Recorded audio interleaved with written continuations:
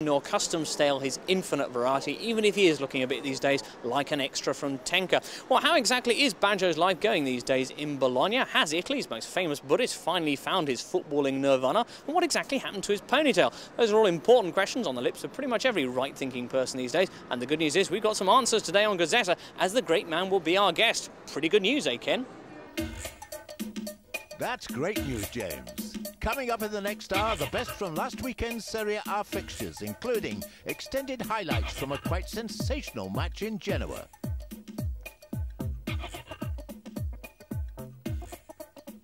James has all the week's news.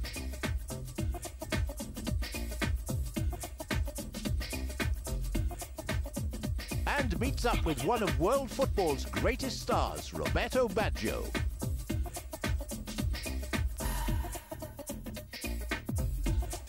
All that plus a look forward to tomorrow's live game on 4 when Baggio faces the team where he became a legend, Juventus. Thank you, Ken. Well, with Baggio coming up later then, Bologna very much the backdrop for today's show. We're standing at the moment in Piazza Maggiore, from whence we kick things off by taking you back to last weekend in Serie A. Here's how the table stood going into week 15. As ever, Inter leading the way, 4 points clear of Juve. However, having just lost 5-0 to Milan in the Coppa Italia a couple of days before, the Nerazzurri suddenly looking rather shaky. Juventus too, meanwhile, could hardly relax themselves, with Udinese, third on goal difference, now level with them on points. In part 1 today, we discover how Inter, Juventus and Udinese got on Sunday. With all three of them facing opponents from the bottom half of the table, maximum points all round seem to be in order. However, few things in life are that easy, apart from Robin Cook perhaps. Anyway, our first game coming up now, Inter away to Piacenza with Ken.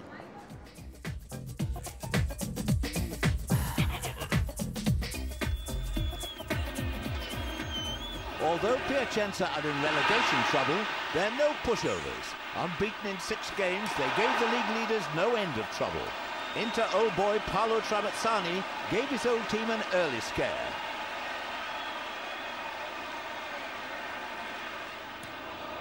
And just before the break, Davide Dianigi should have converted Mazzola's cross.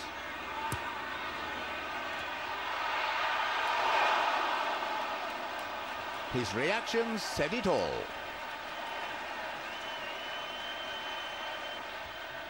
In the second half, Piacenza kept pressing, and Inter held on. Gianluca Pagliuca denied Giuseppe Scienza with a fine save.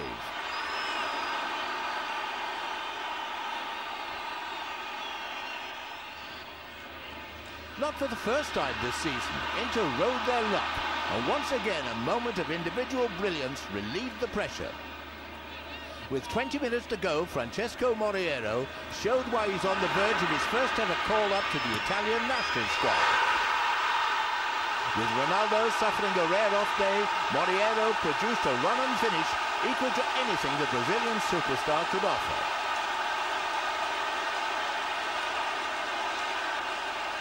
To their credit, Piacenza kept going, and this superb piece of approach play deserved to finish the match. But second-half substitute Fabian Valtolina missed the target. And the home side still wouldn't give up. A looping header from Giuseppe Scienza looked on its way in, but Gianluca Pagliuca, who just 3 days earlier had conceded 5 against Milan in the Italian Cup, was in no mood to be beaten.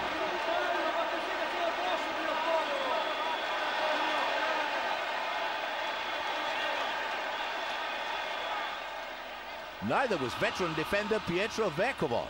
By the end of this tussle with Ronaldo, the 38-year-old defender must have been running on pride, but he still pushed the Brazilian wide enough to give his keeper a chance. With a minute to go, the game seemed over. Mazzola decided that unlike Vercovod, he couldn't keep up with Ronaldo. The blatant block earned a red card, and 10-man Piacenza looked beaten.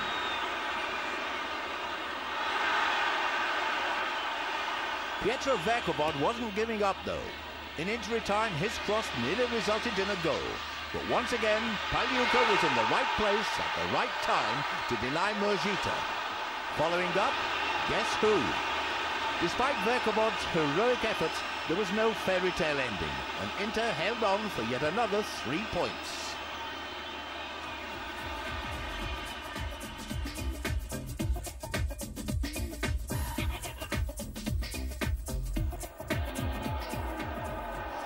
Juventus had already beaten Vicenza 3-0 here at the start of the season to lift the Italian Super Cup. The Turin Giants felt they should have had an early opportunity to take the lead in this game, but Lamberto Zali's handling offence was judged unintentional. Still, Juve did win a spot kick 27 minutes in. Di Cara was judged to have brought down Inzaghi, although the Vicenza skipper took exception to the referee's decision. Alessandro Del Piero's 11th Serie A goal of the season made it 1-0. Before the interval, Juventus were denied a second goal by Brivio's instinctive save, which kept out Inzaghi. Juventus sealed their win 14 minutes from time, as Vicenza went down to their fourth successive defeat. Ciro Ferrara claimed his first goal of the season.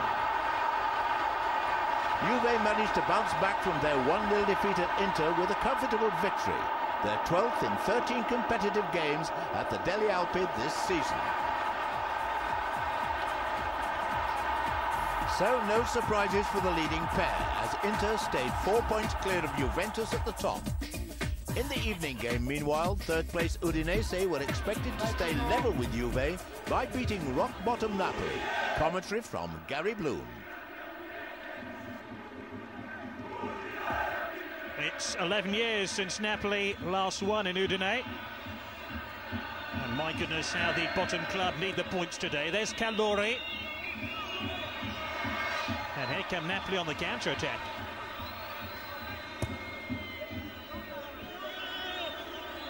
Turini. Ayala. Proti. Here's Bellucci now for Napoli. And Bellucci scores. 26 minutes gone. And the bottom club of Serie A, Napoli, have taken the lead. It's Bellucci's 6th Serie A goal of the season, and he's now scored in each one of the last 3 games for Napoli. Turci forced Bellucci wide, but it didn't faze Bellucci.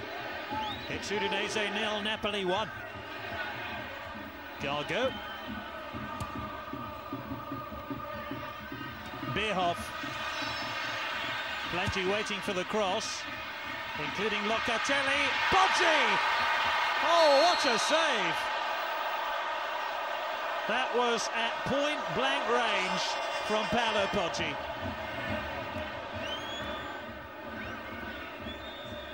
Tagliatella saw this one very late and made an instinctive stop.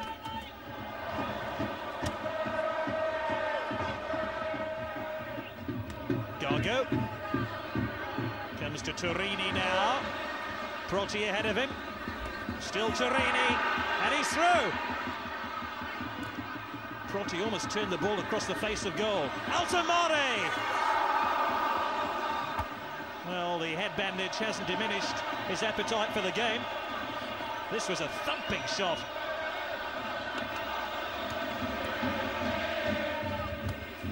Jorgensen, oh, he's taken out there by Turini. That could well be his second yellow card, and Napoli will be down to 10 men. And Turini already leaving the pitch. I wonder if he takes Napoli's hopes with him.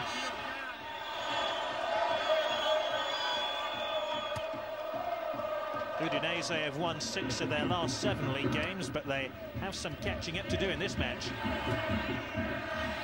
And now on the front foot once again, Paolo Poggi. Gargo waiting for the cross. This is Locatelli. That's a goal.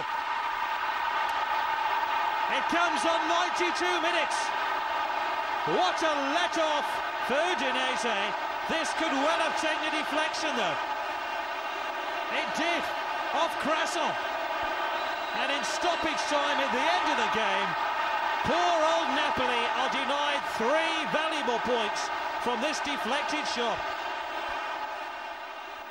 So, another late shocker from Udinese there, and another late blow for poor old Napoli, who, despite all their hard work, thus have to content themselves with only the 2nd point they've picked up since September. They're really not getting the breaks, are they? We, however, though, are here on Gazzetta, viewers, because it's time for our first pause of the morning, after which we'll be back with probably the most famous Italian footballer in the world, Roberto Baggio, and plenty more besides. Make sure you join us for that in a couple of minutes.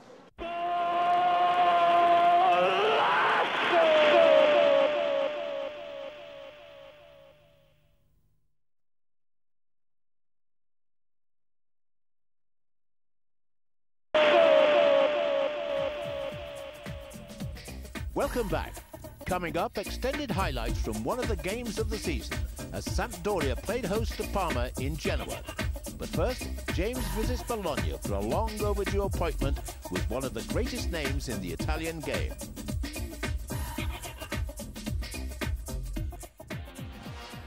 Yes, Ken, it's once more onto the Baggio for an update on perhaps the most important footballer of the 90s. Once the symbol of the Italian game, now as he approaches 31 years of age, widely considered an unnecessary luxury. The decade, of course, began for Roberto, then the most expensive player in the world, as he conquered the globe's attention at Italia 90. The next few years saw him crowned Europe and the world's best footballer. At the World Cup 1994, he was at his peak, the tournament's most influential player for better and for worse.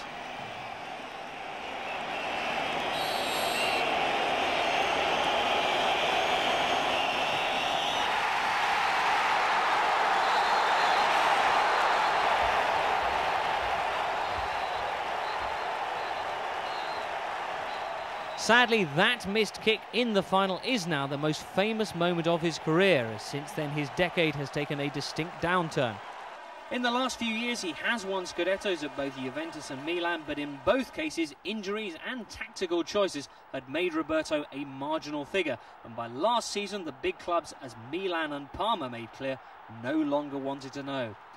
Thus, 1998 dawns with Baggio, now without his trademark ponytail, but with a mission, not to spectate at World Cup 98.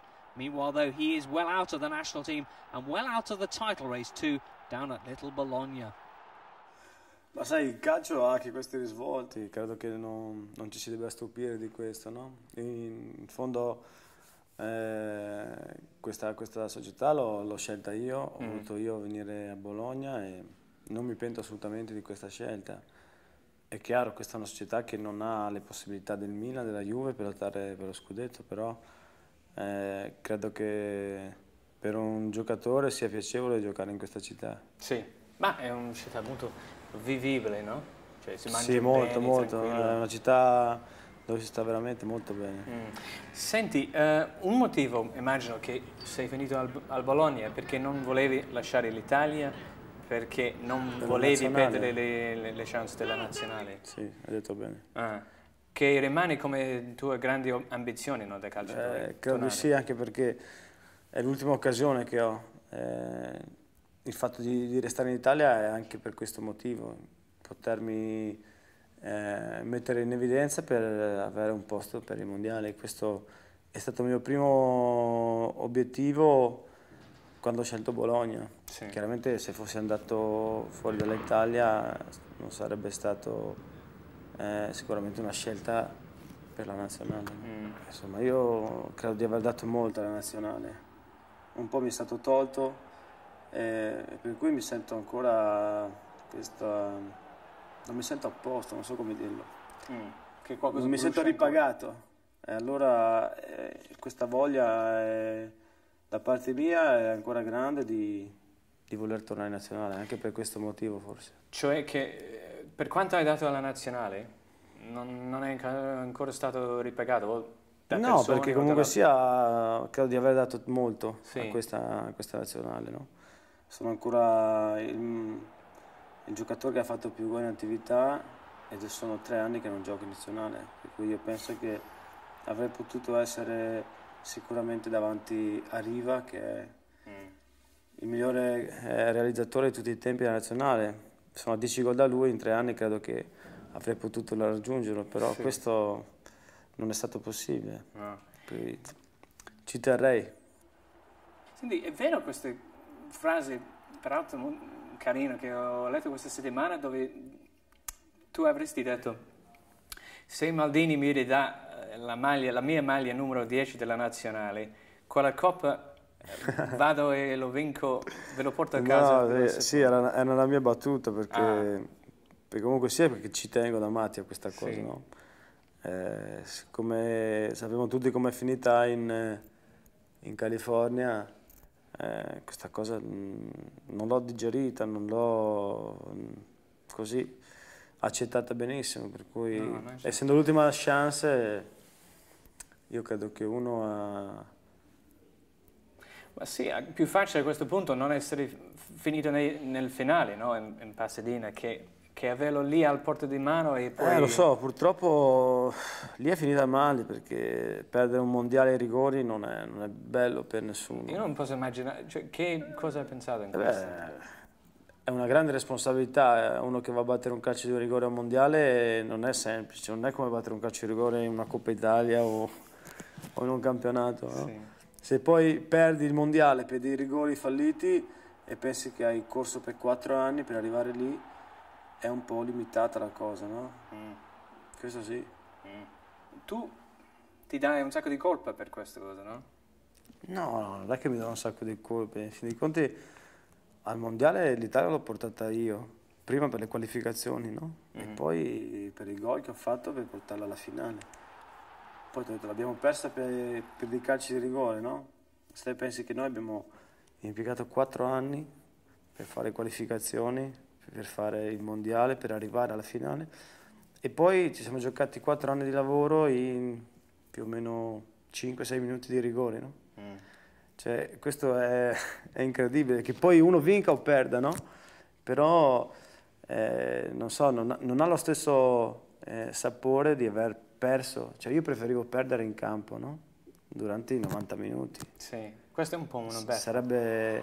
Sarebbe stato diverso, perché dici sì, sono stati più bravi nei 90 minuti, invece non per 90, ma per 120 la partita è finita pari.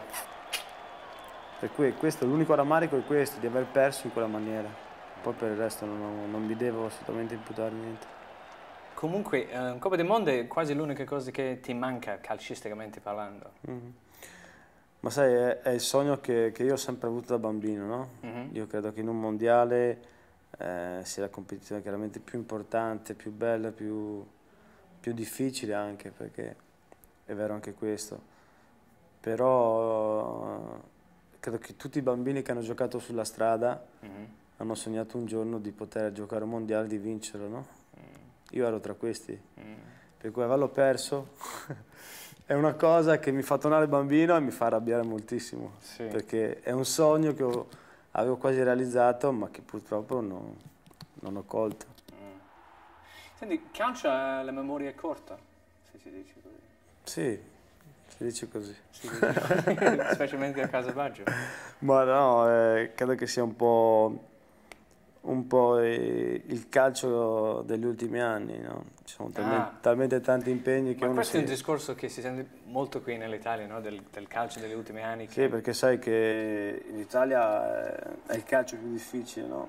Per cui quelli che quando vengono qua gli stranieri si rendono conto della difficoltà di questo calcio. È sopra così. Sì. No, comunque, ma tu ti senti un calciatore allora un po' fuori dal suo tempo? No, cioè, è un calcio che chiaramente è diventato molto più difficile, perché oggi gli allenatori chiaramente curano molto più la tattica che altre cose che sono importanti per il calcio, no? E l'ottimismo sta tornando un po' all'indietro? Speriamo, io spero, perché se te vai a vedere anche i ragazzini che oggi giocano a calcio, non vivono di quello che hanno dentro, fanno già cose che gli sono state insegnate, per cui credo che la loro personalità, soprattutto calcistica, dico, non si esprime al massimo. Tu l'allenatore faresti? Forse per i bambini sì. No, ma senti, questo è un altro discorso, però che è successo al codino? Ma niente, mi sono deciso a tagliare... Un atto simbolico? No, non c'è nessun... Che euro era?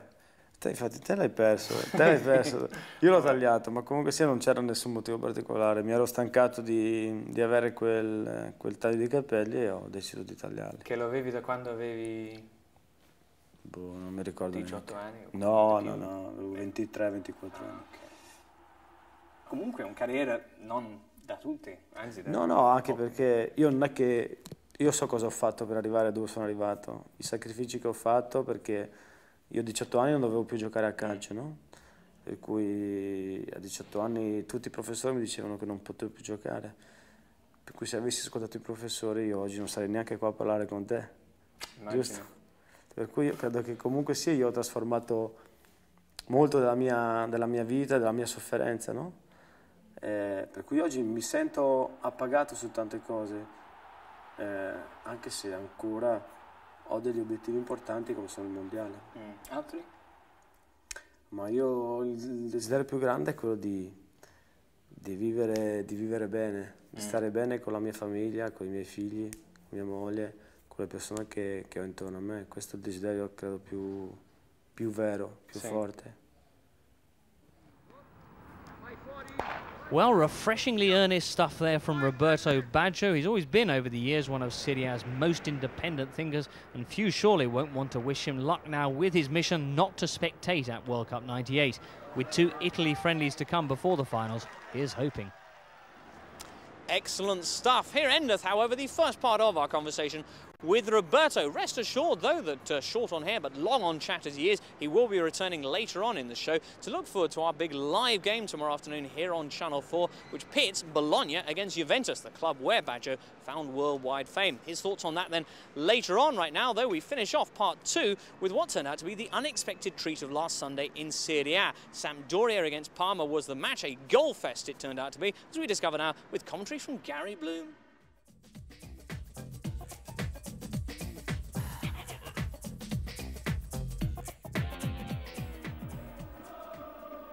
Hugo. Rather aimless ball forward. Oh, Montella did well. Here's Montella.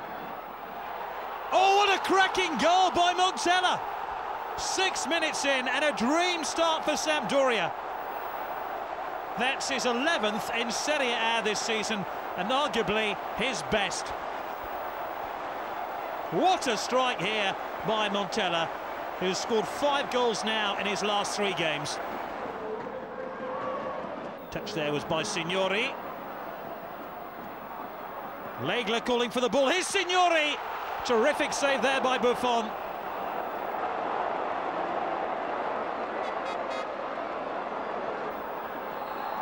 And the danger hasn't passed yet because Mihajlovic has been bundled over.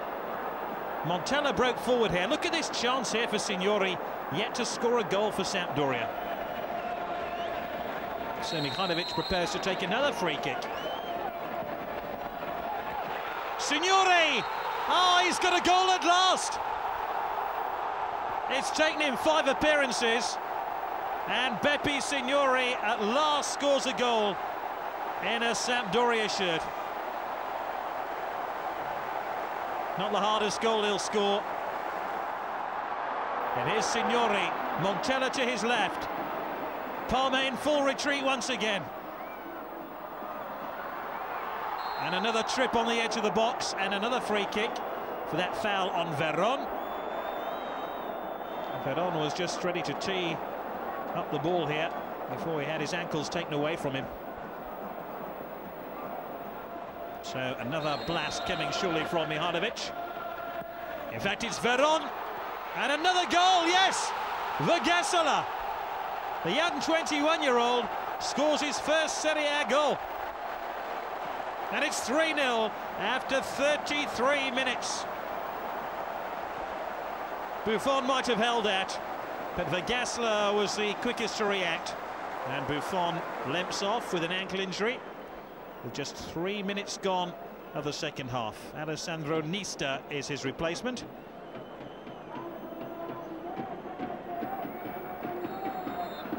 Boyd in Boscov's side really have taken this game by the scruff of the neck. Bogosian. Signori, Veron. Franceschetti. Lovely football here by Sampdoria. Gazzetta.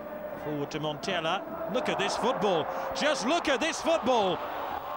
It's another goal for Gazzetta. What a day for this young player, scoring twice on his full Serie A debut. But the football which preceded the goal was quite outstanding. Mancini tried to haul him back. But what a sweeping move by Sampdoria, who now sweep into a 4-0 lead.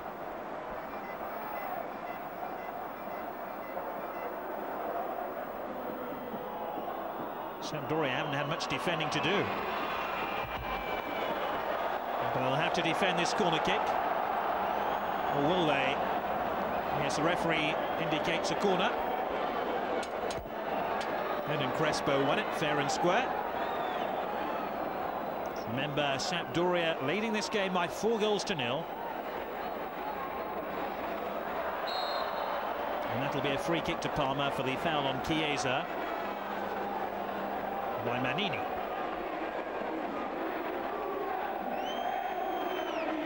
Parma came into this game with the best defensive record in Serie A.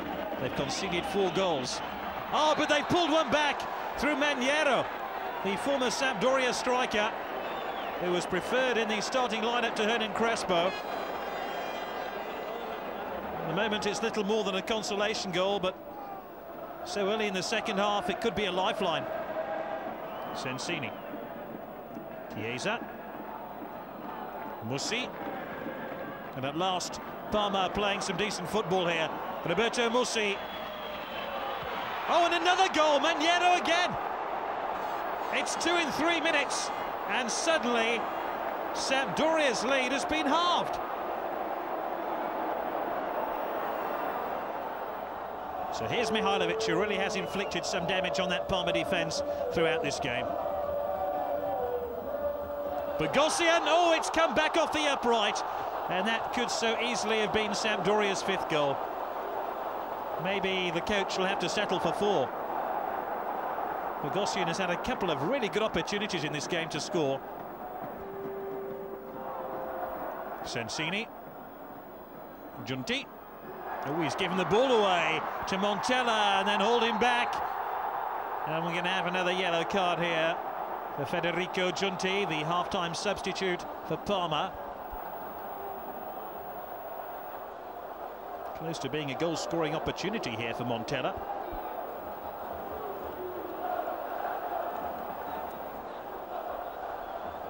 My goodness, Sampdoria have had their fair share of free kicks in and around the edge of the Parma box. This is Signori, and he has scored again. His 2nd goal of the game, and that signals the end of any resistance Parma might have had.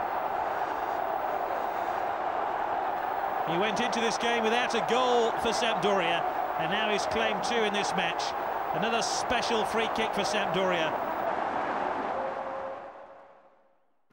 My word, 5-2 it ends at the Luigi Ferraris Stadium. Parma's defence, which had been the best in Serie A going into that game, crumbling in front of Sampdoria. Well, as you've probably read in the English press, that defeat has already produced a response from Parma, who this week, in an effort to G up their season once more, decided to import several £million worth of top Colombian, i.e. Faustino Asprilla. The deal was announced here in Italy this Thursday, thus 2 years after selling Tino to Newcastle. Parma bring him back, as they say, a £6 million present to their fans, who after their recent troubles should certainly be delighted. Asprilla, after all, was the scorer of some of the club's finest goals, one of the symbols indeed of Parma's early run of successes, and all in all, a good deal more entertaining than the current mob, both on the field and off it. Well, assuming no problems with Tino's medicals, he should be signing a brand new 4-year contract with Parma this very afternoon. Obviously, we'll have all the rest of the details on the story and confirmation in next week's show. Well, meantime, all the rest of this week's news will be coming up in a couple of minutes here on Gazzetta, along with the final roundup of last weekend's action in Serie A, plus our final chat with Roberto Baggio as we look forward to tomorrow's big Bologna-Juventus match. Make sure you join us for all of that in a couple of minutes' time.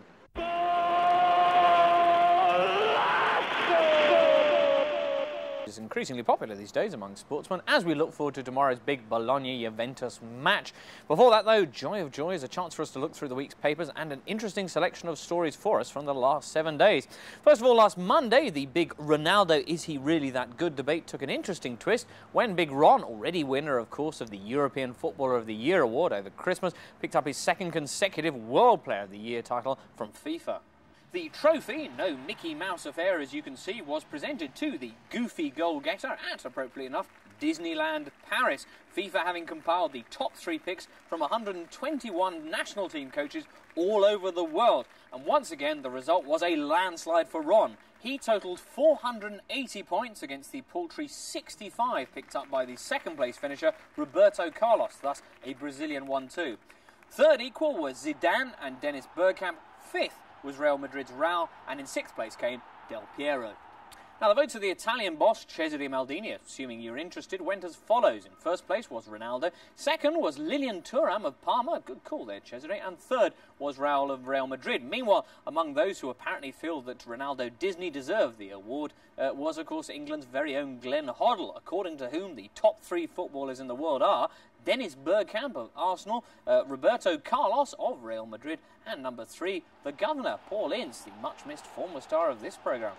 Well, despite all this, Ronaldo happily still managed to present a smile the next day back in Milan with his mum, indeed, Sonia, there at Appiano Gentili, the Inter training camp. The headline here from the Gazzetta, Ronaldo, mother's pride. She says, "I never miss a game of his, but I cry when the defenders treat him badly." Reply here from Ronaldo's chirpy comrade, Moriero, "Have a look at his pay packet, missus. That'll bring your smile back." Marvellous stuff. Well, sadly, no time to dally with quips about dough, bread and mother's pride as we move on now to more awards, as indeed, while the FIFA Jamboree was taking place on Monday in Paris, the AIC, the Italian Football Players Association, was holding its very first ever Oscars for the 96-97 season.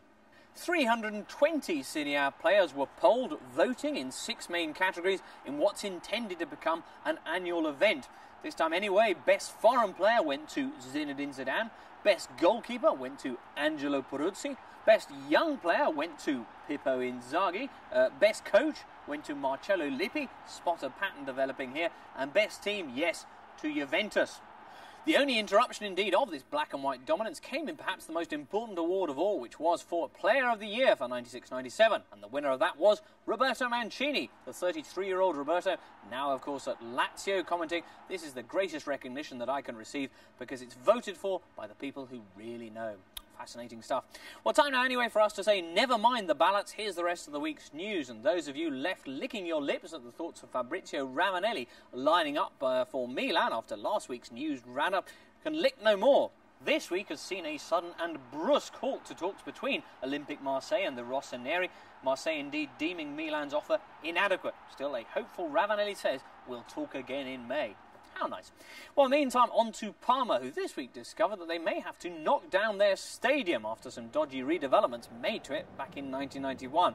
Parma haven't entirely given up hope either of landing Marcelo Salas, the Chilean star, recently voted South American Player of the Year, who's notched up an amazing 22 goals for the Chilean national team in just 33 games. However, as we mentioned last week, Salas currently seems to be heading towards Lazio, despite the fact that they've already got so many top strikers that they had to get rid of Beppe Signori this season. The logic of it is certainly lost on their own players. Bocic, for example, in the Corriere dello Sport this week, saying, "What do we need another forward for?" Meanwhile, the Lazio owner, Sergio Cragnotti, seems to be determined not to let El Matador, as Salas is known, slip away this season, the way that Ronaldo did, of course, last year. Thus, Cragnotti's offer to Salas's club River Plate is approaching the £14 million mark, with the total cost of the operation now, given the 8 years of contract involved, £30 million. Wow. Well, River Plate's decision on all of this is expected on the 21st of this month. Hard to see how they could turn it down, really, but anyway, we should have some concrete developments on that next week.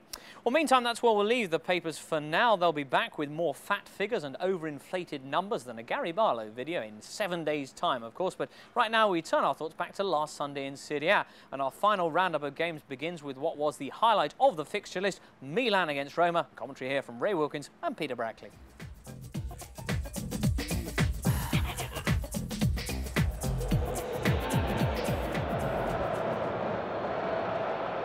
On by Albertini to Boban.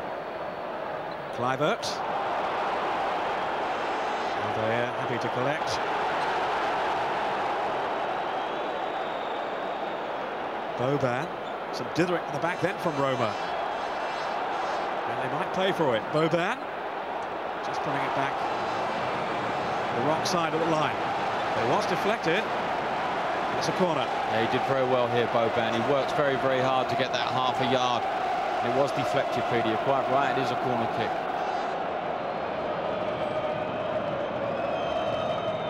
It's not a bad ball in.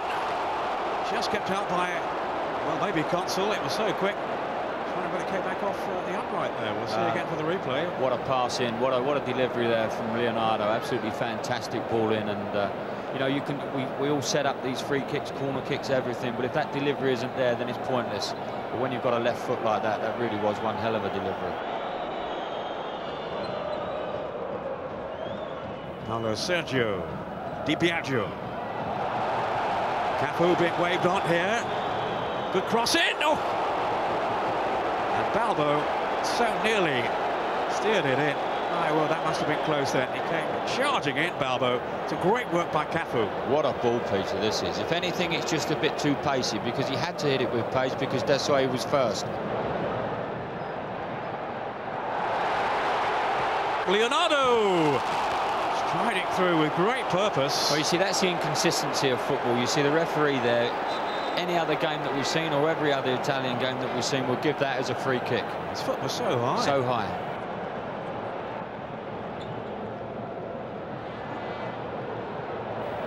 Leonardo.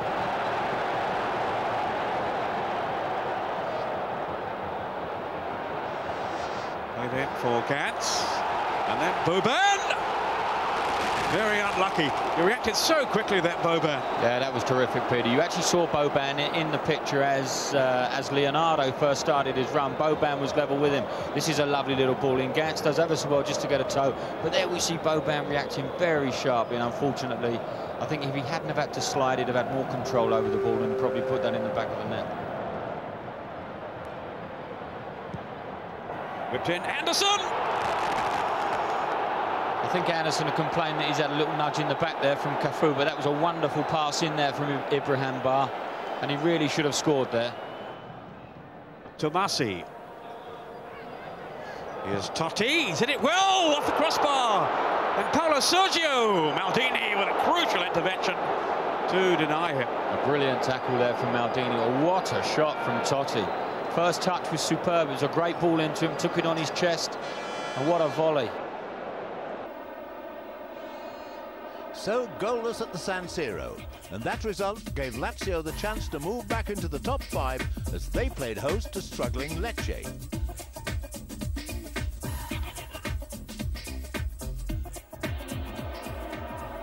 Despite Lazio's emphatic derby win in the Italian Cup 5 days earlier, the Olympic Stadium was less than half full for this game. For long spells, the home side failed to reproduce the kind of form which saw them destroy Roma 4-1. After Mancini's glaring miss, the home side took the lead via an unlikely source. It was fairly obvious how much Roberto Rambaudi's first goal of the season meant to him. Rambaudi's close-range header was the first of 4 second-half goals scored by Lazio.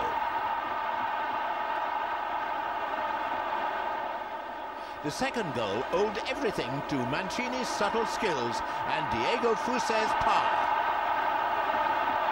Fuse scored for the 3rd time in 4 competitive games. Goal number 3 arrived courtesy of a rejuvenated Alan Boksic, who, following Venturin's thunderous volley, had the simple task of converting the rebound.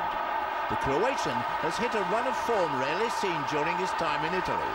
He scored in his 4th successive Serie A game and is fast replacing Beppe Signori in the hearts of Lazio's faithful. Boksic claimed another in stoppage time. It was his 6th goal in 5 league and cup matches, and it made the final score 4-0 as Lecce lost their 3rd away game in a row.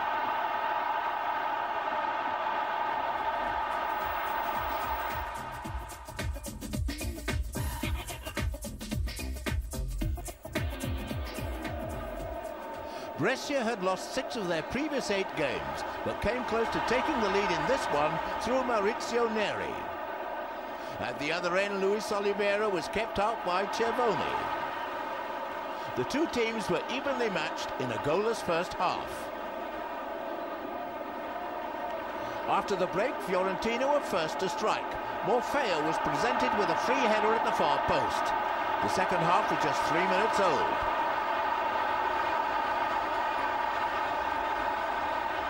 Brescia's equaliser arrived from the penalty spot shortly afterwards. The referee detected a handling offence in Fiorentina's defensive wall. Michele Sereno was the player penalised, and Dario Hubner upped his tally to 9 Serie A goals.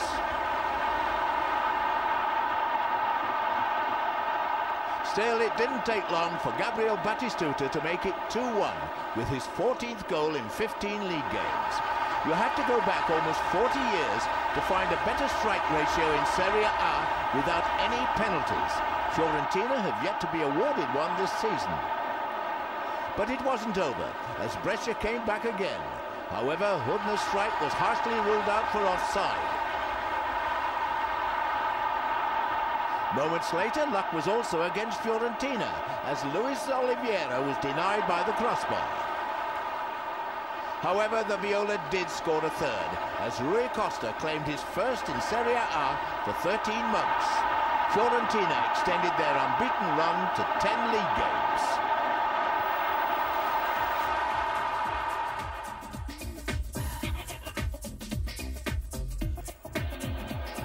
It came as no surprise to see this match end goalless.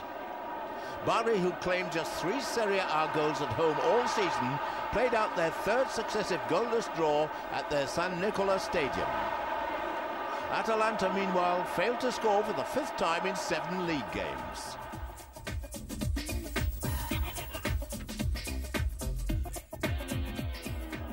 Most of the action in this game took place before kickoff.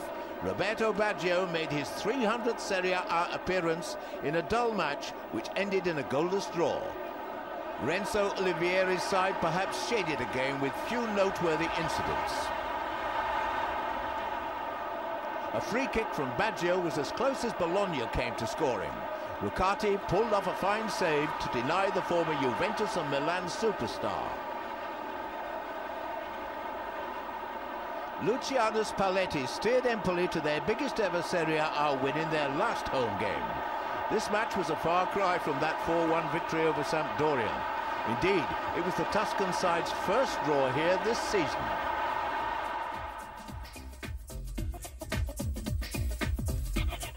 So Bologna, Bari, Empoli and Atalanta all grind out a point in their respective battles against the drop. The only other Serie A strugglers to earn a point last weekend were Napoli. That creditable result in Udine hasn't done them much good though. Napoli are still in desperate trouble, although any team in the bottom half could yet be dragged into the relegation battle. At the other end, Inter stayed 4 points clear of Juve.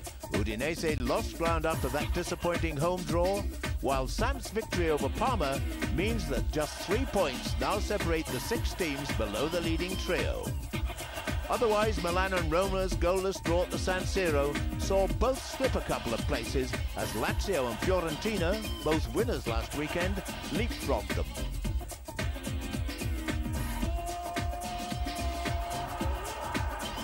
One of the main reasons behind Fiorentina's recent revival is, of course, Gabriel Batistuta. The unstoppable Argentine scored his 14th league goal of the season last weekend to extend his lead at the top of the scoring charts. Joining Oliver Bierhoff in second place, meanwhile, Alessandro Del Piero and Vincenzo Montella. Tomorrow afternoon, Fiorentina's formidable strike force, with the added attraction of their recent Brazilian signing, Edmundo, fight for a top 5 place with Lazio.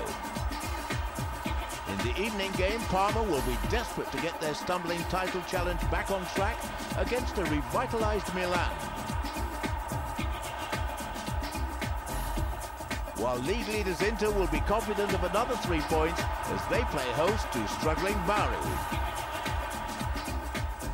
Biggest game of the day, though, sees the reigning champions of Italy, Juventus, visit Bologna, where they'll face one of their most famous old boys. For the background on that confrontation, let's rejoin James and, of course, Roberto Baggio. E squadra che fa paura, specialmente per un Bologna che sta a 3 punti sopra la zona B. È vero, questa è una squadra che fa paura, credo che sia tra le squadre più forti in assoluto del campionato e la classifica lo dimostra. Ha perso una volta sola con l'Inter, dove tra l'altro meritava di avere qualcosa di più. Noi sappiamo la forza della Juve, è inutile dire che per noi sarà difficile. Sì, vabbè, non lo diciamo, ma in una stagione in cui tu ancora una volta devi dimostrare tante cose, chi sei, chi può essere, eccetera, no? Questo è un palcoscenico abbastanza importante. Sì, ma sicuro, ma io ci sarà Maldini, credo, ma non lo so questo, ma comunque sia credo che sia importante soprattutto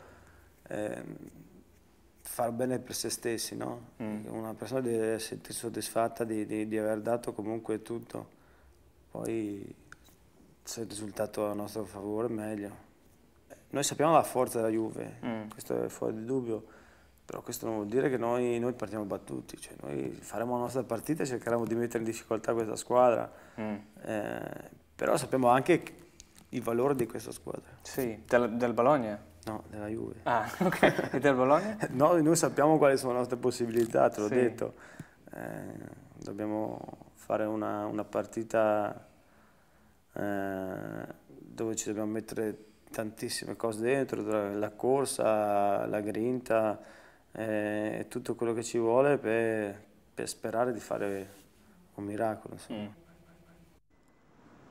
Excellent stuff. Well, this ocean of sodden plastic is, of course, the Dallara Stadium in Bologna, where the action will be taking place tomorrow. A rather different sight it should present then, though, with the wraps off and the stands full of cheering chappies, watching, hopefully, Roberto taking on his old side, Juve. That pretty much wraps it up, of course, for this morning's programme. In the meantime, a very special show it was too, so our thanks to Roberto for joining us. We'll be back, of course, tomorrow, hopefully with him at 1:10 right here on Channel 4 with the whole of Bologna Juventus live, so make sure you join us for that. For now, though, from all of us here, Arrivederci.